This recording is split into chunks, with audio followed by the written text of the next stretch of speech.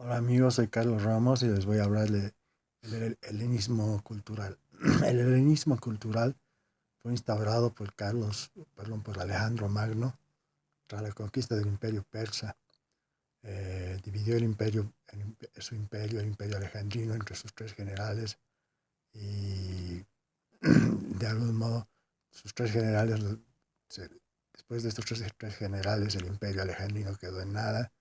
y fue un imperio, aunque muy grande, muy efímero también. Sin embargo, Alejandro Magno impulsó el helenismo en todo el Mediterráneo oriental y es un poco esta la base o el impulso de la cultura occidental junto a la griega. No olvidemos que Alejandro Magno Aristóteles fue mentor de Alejandro Magno. Eh, Así la cultura helénica, o sea, la macedonia y la griega, perdón, se fueron imponiendo y son la base de la cultura occidental, que sería también adoptada por Roma y que daría impulso a la romanización y a la cultura occidental en toda Europa y da pie a que la cultura occidental sea la cultura dominante sobre la oriental, por ejemplo, y de algún modo impulsa la cultura occidental y la hegemonía europea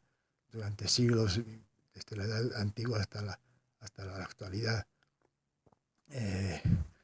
el helenismo es en este sentido uno de los grandes aportes de Alejandro Magno, que, que toma la cultura griega y la macedónica, y es así que el helenismo se convierte en una forma cultural o en la base de la cultura clásica greco-romana, y esto da pie a que se desarrolle la hegemonía occidental, como había dicho. Eh, Asimismo, esta cultura occidental será un poco eurocéntrica y también y dará pie a muchas cosas posteriores que son producto del helenismo en sí, que es la hegemonía de la cultura occidental, aunque también aparecería el judeocristianismo como un complemento religioso, digamos, a esta cultura occidental,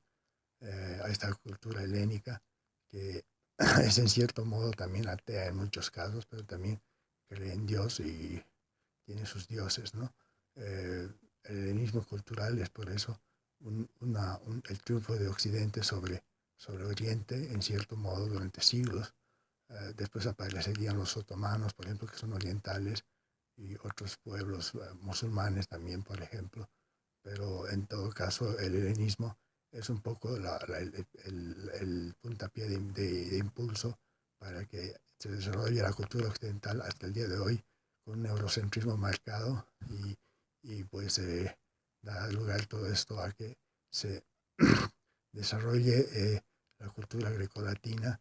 que es la base de la cultura occidental, como había dicho. El helenismo cultural se da, como había dicho, cuando Alejandro Magno logra dominar el mundo conocido, por lo menos hasta la India,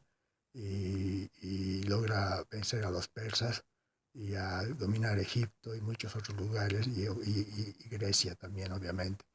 Es el helenismo cultural algo clave en la historia universal y en la historia humana, que muchas veces se ignora que fue impulsado por Alejandro Magno, quien fuera discípulo y quien fuera, como había dicho, discípulo de Aristóteles, o Aristóteles su mentor, ¿no? Bajo los auspicios de Filipo II, quien era el padre de Alejandro Magno, y un poco con él se da la hegemonía de Macedonia sobre Grecia. Eh, es así que el helenismo cultural constituye algo necesario hasta cierto punto, ya que puede dar lugar a etnocentrismos y que no son buenos de ninguna manera. Por eso es importante considerar que la cultura occidental es una cultura más y no es la mayor cultura, aunque sí hubo un gran desarrollo cultural en todo ese belicismo de Occidente, pero de algún modo es la cultura occidental un poco la civilización actual, y con la romanización, por ejemplo, por parte de los romanos y demás, que quienes adoptan la cultura griega y helenística en general, y le dan impulso político e impulso en la historia. Muchas gracias.